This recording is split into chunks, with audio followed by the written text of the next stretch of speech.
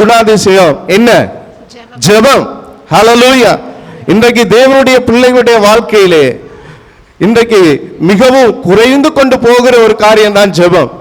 மற்ற எந்த காரியத்தில் நாங்கள் சபைகளிலே அவர்களை அழைக்கும் பொழுது எல்லா காரியங்களுக்கும் வருவார்கள். ஆனால் ஜெபத்துக்கு இன்றைக்கு வருவது குறைந்திருக்கிறது. ஆமென்.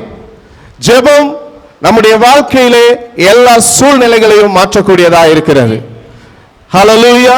ஆண்டவராகிய இயேசு கிறிஸ்து இந்த பூமியில் இந்த நாட்களிலே அவர் எல்லா இடங்களுக்கும் சென்று அவர் ஜெபிக்கிறவராக இருந்தார். ஆமென்.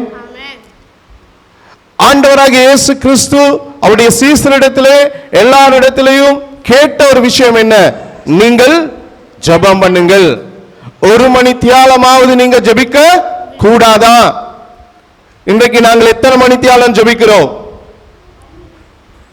குறைஞ்சபட்சம் எத்தனை மணி தியாலம் ஜெபிக்கிறவர்களாக இருக்கின்றோம்? ஜெபிக்கிற கிறிஸ்தவர்கள் நிச்சயமாக ஜெயத்தை பெற்றுக் கொள்வார்கள். ஜெபம் ஜெயத்தை கொண்டு வரும்.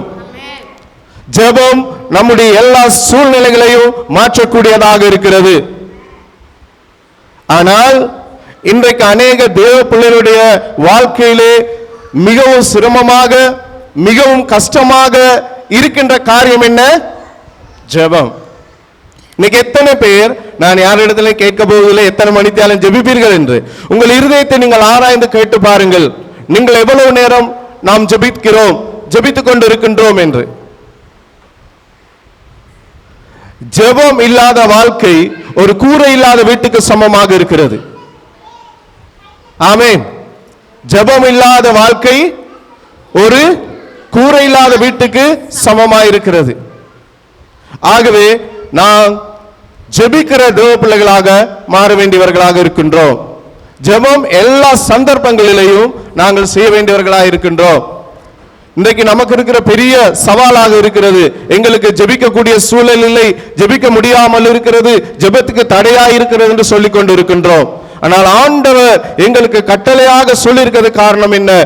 குறைஞ்சபட்சம் 1 மணி தியாலமாவது நாங்கள் ஜெபிக்க கூடாதா? நாங்கள் ஜெபிக்க வேண்டியவர்களாக இருக்கின்றோம். 1 தெசலோனிக்கர் 5ஆம் அதிகாரம் 17ஆம் வசனத்தை வாசித்து பாருங்கள்.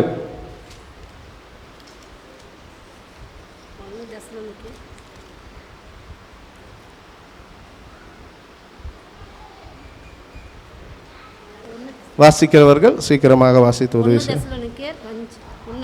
5ஆம் அதிகாரம் 17ஆம் வசனம். இடைவிடாமல் ஜெபம் பண்ணுங்கள். இடைவிடாமல் ஜெபம் பண்ணுங்கள். எல்லாவற்றிலும் ஸ்தோத்திரம் செய்யுங்கள். எல்லாவற்றிலும் ஸ்தோத்திரம் செய்யுங்கள். அப்படி செய்வதே கிறிஸ்து இயேசுவுக்குள் உங்களை குறித்து, அப்படி செய்வதே கிறிஸ்து இயேசுவுக்குள் உங்களை குறித்து தேவனுடைய சித்தமாய் இருக்கிறது. உங்களை குறித்த தேவனுடைய சித்தமாய் இருக்கிறது. ஹல்லேலூயா. கரங்களை தட்டி நாங்கள் தேவனுடைய நாமத்தை மகிமைப்படுத்துவோம். நாங்கள் அநேக நேரத்திலே ஆண்டவரே உம்முடைய சித்தத்தை எனக்கு சொல்லும், ஆண்டவரே உம்முடைய சித்தத்தை எனக்கு சொல்லும் என்று சொல்லி நாங்கள் கேட்டுக்கொண்டு இருக்கிறோம். தேவனுடைய ஒரே சித்தம் என்ன? நாங்கள் இடைவிடாமல் ஜெபிக்க வேண்டியவர்களாக இருக்கின்றோம். நாங்கள் ஜெபிக்கின்ற நேரத்திலே ஆண்டவர் அவர் நம் வாழ்க்கையில என்ன செய்ய வேண்டும் என்பதனை அவர் எங்களுக்கு கற்றுக் கொடுக்கிறவராக இருக்கிறார். அவருடைய சித்தம் இன்னது என்று எங்களுக்கு சொல்லிக் கொடுக்கிறவராக இருக்கின்றார். ஹல்லேலூயா. ஹல்லேலூயா. தேவனுடைய சித்தமே என்ன? நாங்கள் ஜெபிக்க வேண்டும். எப்படி ஜெபிக்க வேண்டும்? இடைவிடாமல் ஜெபிக்க வேண்டும். ஹல்லேலூயா. ஹல்லேலூயா. இடைவிடாமல் ஜெபிக்க வேணும். அப்படின்னா நாங்க என்ன நினைக்கிறோம்? எதுவும் வேலைக்கு போறது இல்லையா? நாங்க சும்மா வீட்டிலே உட்கார்ந்து இருந்து ஜெபிச்சுக்கிட்டே இருந்தா சரியா? அவன் இல்ல.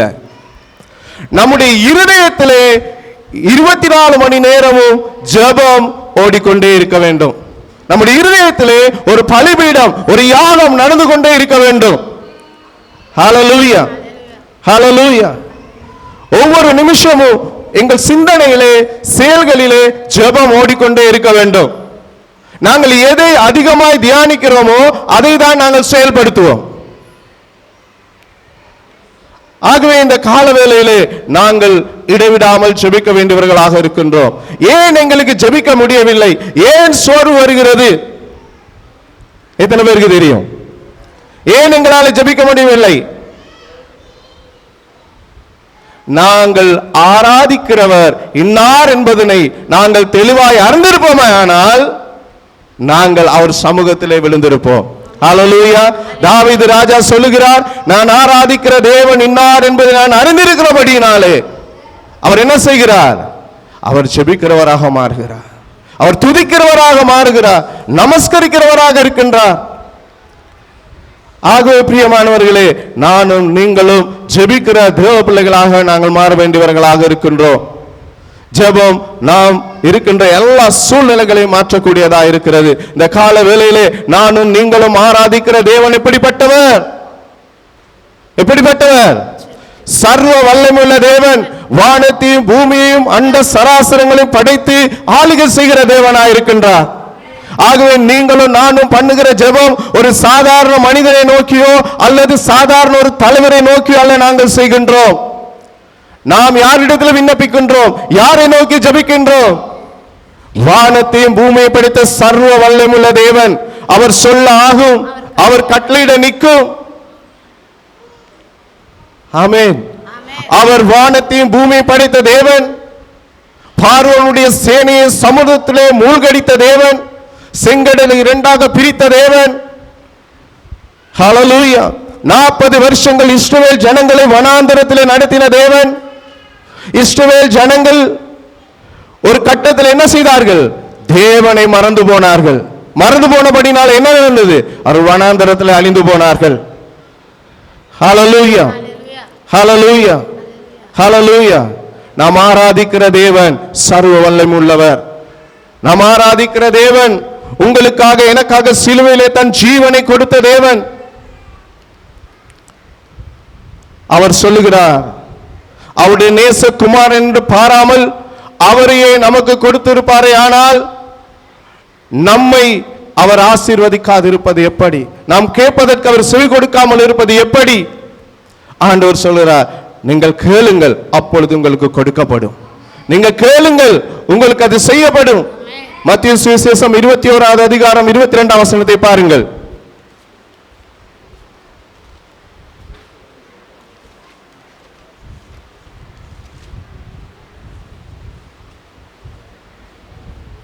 மேலும் நீங்கள் விசுவாசம் உள்ளவர்களாய் ஜெபத்திலே எவைகளை கேட்பீர்களோ அவைகளை எல்லாம் பெறுவீர்கள் என்றார். அவைகள் எல்லாம் பெறுவீர்கள். ஹல்லேலூயா. ஹல்லேலூயா.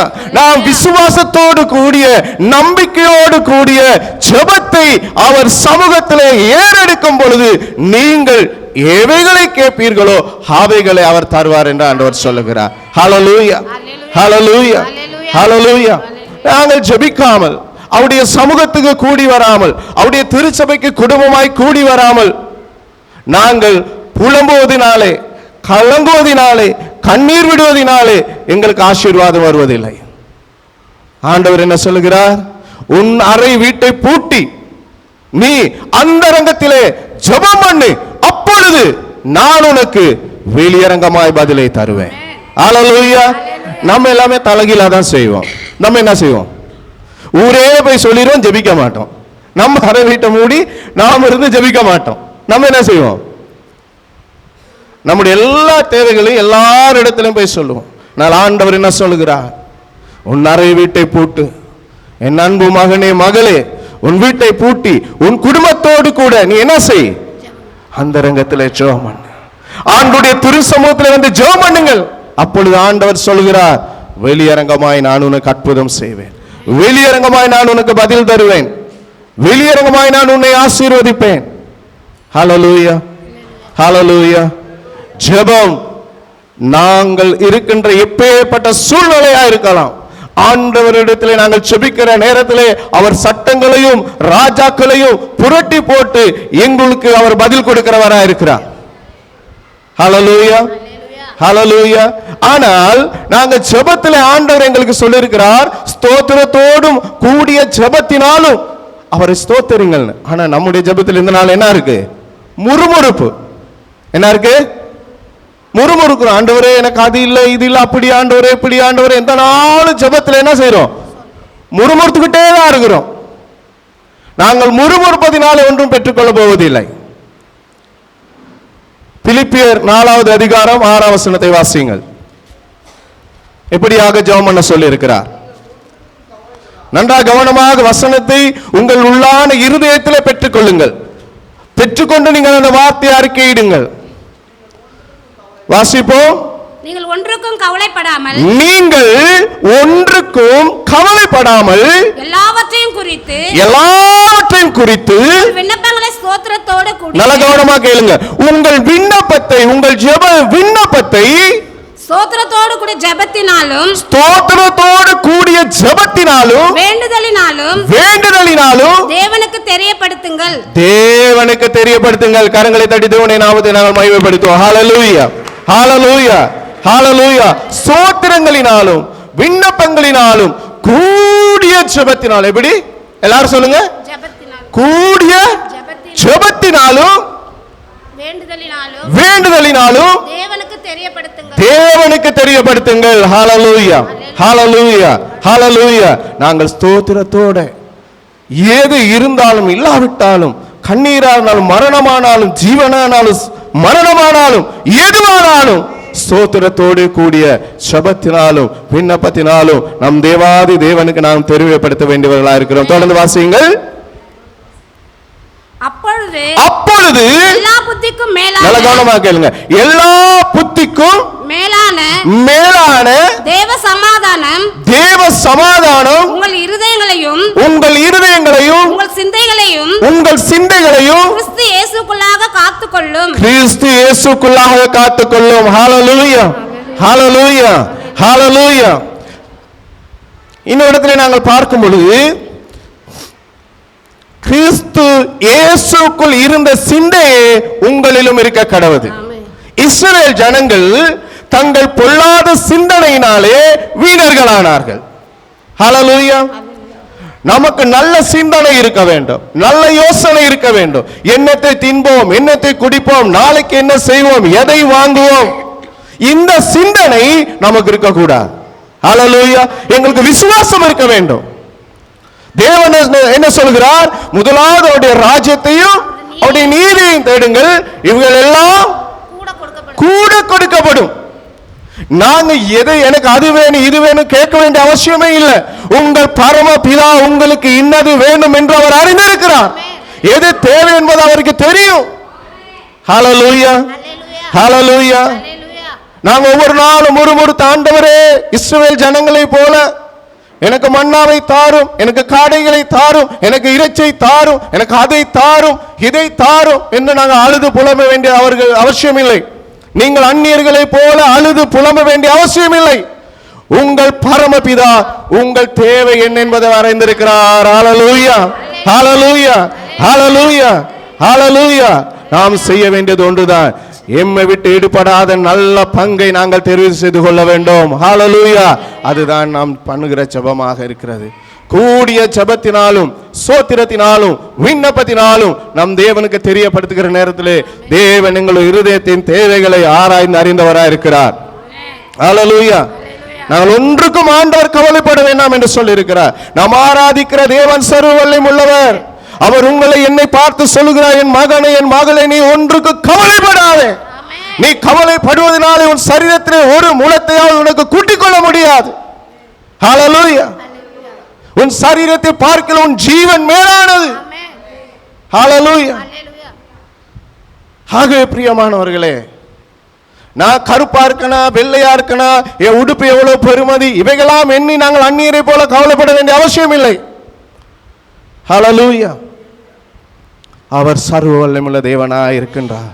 அவர் வானத்தையும் பூமியும் படைத்த சர்வ வல்லமையுள்ள தேவன். நானும் நீங்களும் ஆராதிக்கிற தேவன் மரித்து உயிரோடு எழுந்து இன்றைக்கு நம் மத்தியிலே அசைவாடி கொண்டிருக்கிறவர். உங்களுக்குள்ளே எனக்குள்ளே அவர் ஆவியானவராய் வாசம் பண்ணி கொண்டிருக்கின்றார். ஹல்லேலூயா. நம் மத்தியிலே உலாவி வந்து கொண்டிருக்கின்றார். ஆகவே நாம் ஆராதிக்கிற தேவனை நாங்கள் நன்கு அறிந்தவராய் இருக்க வேண்டும். நாம் ஆராதிக்கிற தேவனை நன்கு அறிந்து கொள்ள வேண்டுமானால் நாம் என்ன செய்ய வேண்டும் சொல்லுங்க? நாங்கள் என்ன செய்ய வேண்டும்? என்ன செய்யணும்? ஜெபம் செய்ய வேண்டுமானால் நாம் என்ன செய்ய வேண்டும்? ஆலயத்துக்கு வர வேண்டும். ஹalleluya, ஹalleluya. அவருடைய திரு சமூகத்தில் வந்தால்தான் எங்களுக்கு அதை கற்றுக்கொள்ள முடியும். நீங்கள் என்னிடத்தில் வந்து கற்றுக்கொள்ளுங்கள், என் நுகம் உங்களுக்கு இலகுவாக இருக்கும் என்று ஆண்டவர் சொல்லுகிறார். ஹalleluya, ஹalleluya, ஹalleluya. என்னிடத்தில் வந்து நீங்கள் கற்றுக்கொள்ளுங்கள், அப்பொழுது என் நுகம் உங்களுக்கு இலகுவாக இருக்கும். எல்லாருக்கும் ஆசை, ஒரே ஒரு வசனம் எல்லா இடங்களிலும் எழுதி இருக்கும், வருத்தப்பட்டு பாரம் சுமக்கிறவர்களே நீங்கள் எல்லோரும் என்னிடத்தில் வாருங்கள், நான் உங்களுக்கு இளைப்பாறுதல் தருவேன். ஆனால் அதுக்கு அடுத்த வசனத்தை யாரும் அதிகமாய் வாசிப்பதில்லை. அதுக்கு அடுத்த வசனம் என்ன சொல்கிறது? நீங்கள் என்னிடத்தில் வந்து கற்றுக்கொள்ளுங்கள், என் நுகம் உங்களுக்கு இலகுவாக இருக்கும். ஹalleluya, ஹalleluya. அவருடைய சமூகத்திலே வந்து அவருடைய வசனத்தை நாங்கள் கற்றுக்கொள்கிற நேரத்திலே அப்பொழுது நாம் ஆராதிக்கிற தேவன் இன்னார் என்பதை எங்களை கற்றுக்கொள்ளக்கூடியதாக இருக்கும். ஹalleluya. உங்கள் தேவர்கள் எப்படியோ அப்படியே நீங்களும் இருப்பீர்கள். நீங்கள் ஆராதிக்கிற தேவன் எப்படிப்பட்டவரோ அப்படியே தான் நாங்களும் இருப்போம். ஹalleluya. தேவனுடைய வசனம் அப்படியே சொல்லுகிறது. தாவீது ராஜா சொல்லுகிறார், நான் ஆராதிக்கிற தேவன் இன்னார் என்பதை நான் அறிந்திருக்கிறேன், வானத்தையும் பூமியையும் படைத்த கர்த்தரிடத்திலிருந்து எனக்கு ஒத்தாசை வரும். ஹalleluya. எனக்கு ஒத்தாசை வரும் பர்வதங்களுக்கு நேராக என் கண்களை ஏறெடுக்கிறேன். ஹalleluya, ஹalleluya, ஹalleluya. பலத்தினாலும் அல்ல, பராக்கிரமத்தினாலும் அல்ல, தேவனுடைய ஆவியினாலே ஆகும் என்று நாங்கள் பார்க்கிறோம். அவர் தனக்கு இருக்கிற ரதங்களை குறித்தோ, தனக்கு இருக்கிற அதிகாரங்களை குறித்தோ, தனக்கு இருக்கிற வல்லமைகளை குறித்தோ அவர் ஒரு நாளும் பெருமை பாராட்டவில்லை. அவர் ஆராதிக்கிற தேவன் எப்படிப்பட்டவர் என்று அவர் அறிந்திருந்தபடியினாலே தான். ஹalleluya. ஆகவே அவர் சொல்லுகிறார், வானத்தையும் பூமியையும் படைத்த கர்த்தரிடத்திலிருந்து எனக்கு ஒத்தாசை வரும். ஹalleluya, ஹalleluya. சாத்ராக் மேசாக் ஆபேத்நேகோவை பாருங்கள், அவர்கள் அறிந்திருந்தார்கள் தாங்கள் ஆராதிக்கிற தேவன் எப்படிப்பட்டவர் என்று. ஆகவே அந்த ராஜாவை பார்த்து என்ன சொல்கிறார்? என் தேவன் என்னை அக்கினிக்கு தப்புவிக்க வல்லவர், அப்படி தப்புவிட்டாலும் போனாலும் கூட நீர் நிறுத்தின சிலையை நாங்கள் வணங்குவது இல்லை. அதுதான் பிரியமானவர்களே அந்த பக்தி வைராக்கியம். ஹalleluya. ஜெபிக்கிறவர்களுக்கு மாத்திரம்தான் அந்த பக்தி வைராக்கியம் உண்டாகும். ஏன்னா ஜெபிக்கிறவர்கள் தங்கள் ஆராதிக்கிற தெய்வம் இன்னார் என்பதை அறிந்திருக்கிறார்கள். ஆகவே தான் முழங்கால் படிட்டு தங்கள் கரங்களை ஏறெடுக்கிறார்கள். ஹalleluya. வேத வசனம் சொல்லுகிறது, நீங்கள் சும்மா இருப்பீர்கள், நான் உங்களுக்காக யுத்தம் செய்கிற தேவன். ஹalleluya, ஹalleluya. நானும் நீங்களும் முழங்கால் படியில யுத்தம் செய்யும் பொழுது ஆண்டவர் அவருடைய தூத சேனைகளை அனுப்பி நமக்கு விரோதமாக கிரிகை செய்கிற, அந்தகார லோகத்திலே கிரிகை செய்கிற பொல்லாத ஆவிகளுக்கு விரோதமாக அவர் யுத்தம் செய்கிறவராக இருக்கின்றார். ஹalleluya. ஒரு தரம் தானியேல் முழங்கால் படிட்டு ஜெபிக்கிற நேரத்திலே பதில் வராமல் இருந்தது. அப்பொழுது என்ன சொல்கிறார்? வானத்திலே யுத்தம் நடந்தது, ஜெபத்துக்கு பதில் வர முடியாத தடை ஏற்பட்டது. அப்போ என்ன செய்தார்? ஜெபம் பண்ணினார். யுத்தம் பண்ணும்படியாக தூதர்களுக்கு ஆண்டவர் கட்டளையிடுகிறார். ஹalleluya. அதனாலே தான் நாங்கள் சொல்லுகிறோம், முழங்கால் யுத்தம், முழங்கால் ஜெபம். ஹalleluya. நாங்கள் முழங்கால் படிட்டு ஜெபிக்கிற நேரத்திலே ஆண்டவர் சூழ்நிலைகளை மாற்றுகிறவரா இருக்கிறார். ஹalleluya. 2 ராஜாக்கள் 20வது அதிகாரம் 2ஆம் 3ஆம் வசனத்தை வாசியுங்கள். ஒரு அழகான ஒரு சம்பவம் அங்கே சொல்லப்பட்டிருக்கிறது.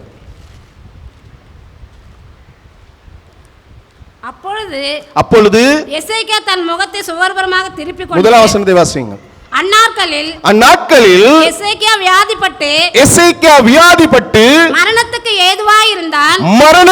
ஏதுவாயிருந்தான். அப்பொழுது ஆமோசின் குமாரனாகிய ஏசாயா என்னும் தீர்க்கதரிசி அவனிடத்தில்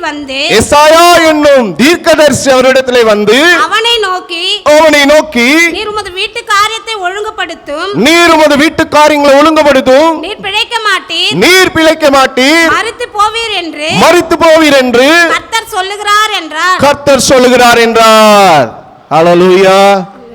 நன்றாக பாருங்கள், எசேக்கியா ராஜா இவர் மகா தீர்க்கதரிசி வந்து என்ன சொல்கிறார்? எசேக்கியாவே மரிக்க போகிறார். தேவன் சொன்னா மாற்றுவாரா? அவர் சொல்ல ஆக ஒரு கட்டளையிட நிற்கும். இங்கே ஒரு அருமையான சம்பவத்தை பாருங்கள். அப்பொழுது 2ஆம் வசனத்தை வாசியுங்கள். அப்பொழுது எசேக்கியா தன் முகத்தை சுவர்புறமாக திருப்பிக் கொண்டு கர்த்தரை நோக்கி கர்த்தாவே நான் உமக்கு முன்பாக உண்மையும் மன உத்தமமாய் நடந்து உமது பார்வைக்கு நலமானதை செய்தேன் என்பதை நினைத்தருளும் என்று விண்ணப்பம் பண்ணினான். கவனமாக கேளுங்க. விண்ணப்பம் பண்ணினான். எசேக்கியா மிகவும் அழுதான். ஏசாயா பாதி முற்றத்தில் ரைட், அது ஒண்ணு பாருங்க. பாத்தீங்களா, ராஜா என்ன செய்கிறார்? ஒரு மனுஷரை நாடி ஓடவில்லை, தனக்கு இருக்கிற தாதிமார்களை தேடி ஓடவில்லை.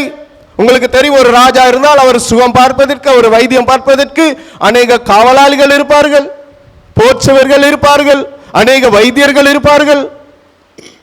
ஆமா இல்லையா? ஆனால் எசேக்கியா என்ன செய்கிறார்? தேவனை நோக்கி, ஐயோ ஆண்டவரே, ஏன் ஆண்டவரே என்ன எடுக்க போறீங்க, ஏன் ஆண்டவரே கொல்ல போறீங்கன்னு சொல்லுவோமா? சொல்றாரா? இல்ல. அவர் மிகவும் அழுந்து தேவனை நோக்கி விண்ணப்பம் பண்ணி ஜெபிக்க ஆரம்பிக்கிறார்.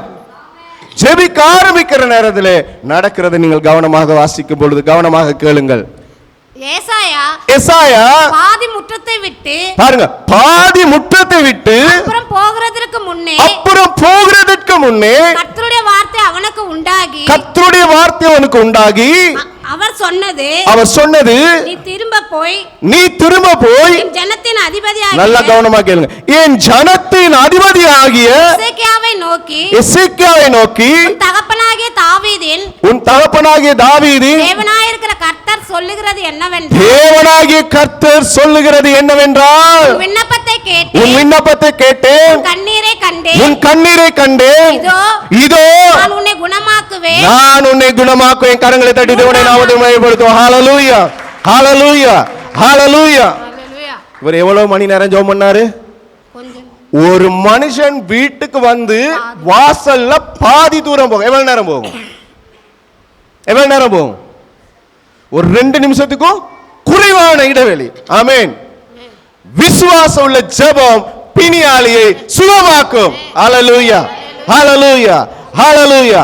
ஆகவேதான் மத்தேயு சுவிசேஷம் 21ஆம் அதிகாரம் 22ஆம் வசனத்திலே நாங்கள் வாசித்தோம், விசுவாசத்தோடு கூடிய ஜெபம் பண்ணுங்கள். ஹalleluya. நீ யோவான் 11ஆம் அதிகாரம் 40ஆம் வசனம் சொல்லுகிறது, நீ விசுவாசித்தால் தேவனுடைய மகிமையை காண்பாய். ஹalleluya, ஹalleluya. ஆகவே எசேக்கியா விசுவாசத்தோடு கூட கர்த்தரை நோக்கி ஜெபம் பண்ணினார். தனக்கு இருக்க அதிகாரங்களை, தனக்கு இருக்க அந்தஸ்தை, தனக்கு இருக்கிற பணத்தை நோக்கி பார்க்கவில்லை. இன்றைக்கு எனக்கும் உங்களுக்கும் வியாதி வந்தா, பொருளாதார பிரச்சனை வந்தா நம்ம என்ன செய்வோம்? இருக்கிறதுலே நல்ல ஸ்பெஷலிஸ்ட் டாக்டர் யாருன்னா முதலாவது நம்ம தேடுவோம். ஆமாவா இல்லையா? யாருக்கிட்ட பணம் இருக்குது, யாரு கொஞ்சம் அந்தஸ்துல இருக்கிறாங்க, அவங்கள தான் நான் தேடி பார்ப்போம். ஆனால் எசேக்கியா ராஜா சூர்பக்கமாக திரும்பி முழங்கால் படியிட்டு பரலோக தேவனை நோக்கி விண்ணப்பம் பண்ணும் பொழுது தேவன் அவருடைய திட்டத்தை மாற்றுகிறார். ஹalleluya, ஹalleluya, ஹalleluya, ஹalleluya. ஆகவே தான் பிரியமானவர்களை, நான் அப்பொழுது உங்களுக்கு சொன்னேன், ஜெபம் சூழ்நிலைகளை மாற்றும். ஹalleluya. முதலாவது வசனம் நீங்க வாசிக்கும் பொழுது எசேக்கியாவின் இடத்துல நீ போய் சொல்லுன்னு சொல்றாரு. ஜெபம் பண்ண பிறகு என்ன சொல்றாரு? என் ஜனத்தின் அதிபதியாகிய எசேக்கியாவின் இடத்துல நீ போய் சொல்லு. ஹalleluya. நீங்கள் ஜெபம் பண்ணுகிற நேரத்தில் ஆண்டவர் இடத்திலிருந்து கனமும் சேர்ந்து வருகிறது. பிரியமானவர்களே, யார் யார் உங்களை மதிக்காமல் இருக்கிறார்களோ, யார் யார் உங்களை ஏளனம் பண்ணுகிறார்களோ, யார் யார் அவமானப்படுத்துகிறார்களோ, ஆண்டவர் அவர்களை கனத்துக்குரியவர்களாய் மாற்றுகிறார். ஹalleluya, ஹalleluya.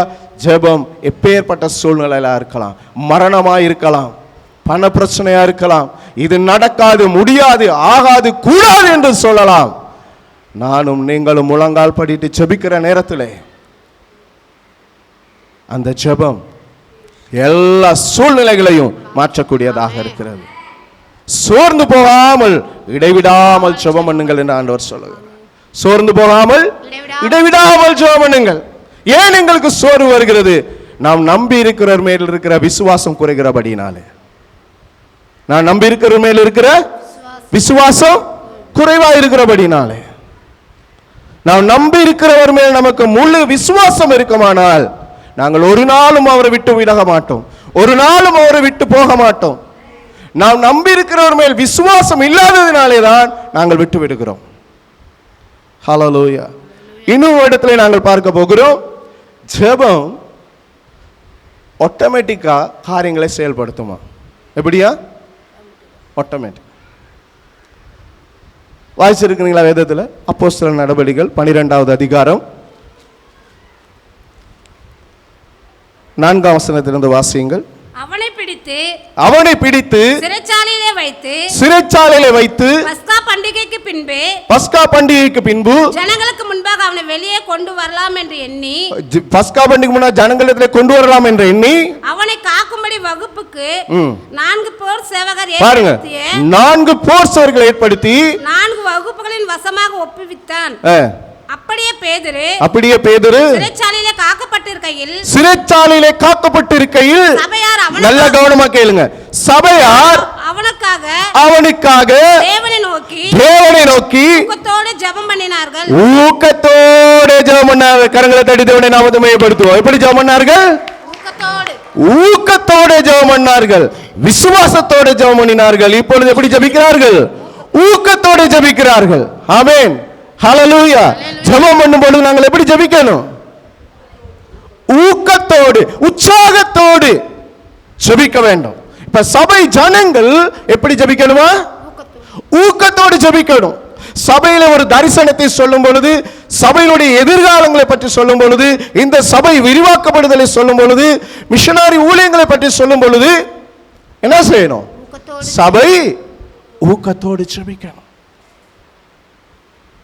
அநேக நேரத்தில் நம்ம என்ன சொல்றோம்? பாஸ்டருக்குன்னா வேற வேலையே இல்லை, அமெரிக்கா போகணும் பாரு, லண்டன் போகும் பாரு, ஸ்ரீலங்கா போகணும் பாரு, இல்லையா? சில நேரம் நம்ம என்ன செய்வோம்? மன கசந்து போயிடுவோம், மன நொந்து போயிடுவோம். இன்னாண்டவர் வீட்டில் இருந்தாலும் பிரச்சனை, சபைக்கு வந்தாலும் பிரச்சனை, வெளியில போனாலும் பிரச்சனைன்னு சொல்லி சோர்ந்து போய் விடுவோம். ஆனா ஆண்டவர் என்ன சொல்லுகிறார்? சபையார் அனைவரும் ஊக்கத்தோடு ஒரு தேவைக்காக ஜெபிக்கிறார்கள். என்ன அந்த தேவை? பேதுரு சிறைப்பட்டிருக்கிறார். ஹல்லேலூயா, ஹல்லேலூயா, ஹல்லேலூயா.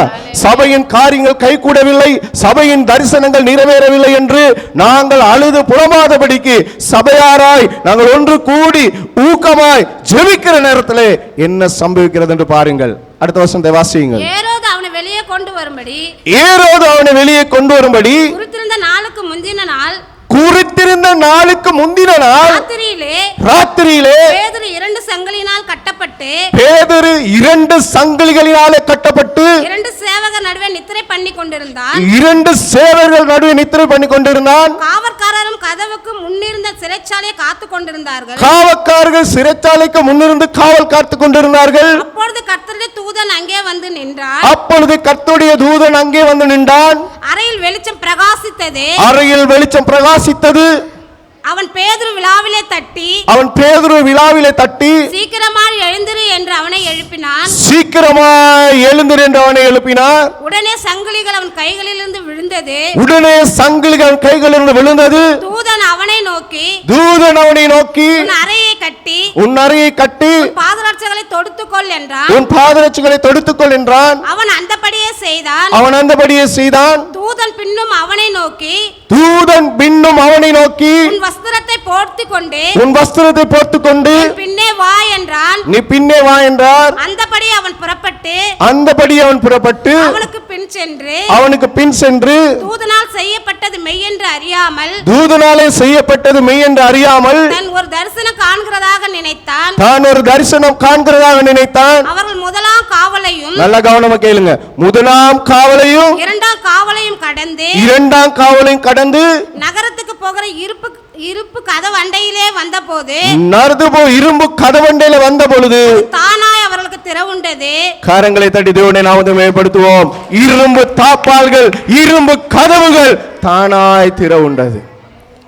நீங்க பெரிய ஷாப்பிங் மால்களுக்கு போனீங்கன்னா என்ன நடக்கும்? நீங்க போய் நின்றோனே கதவு தானா திறக்கும்.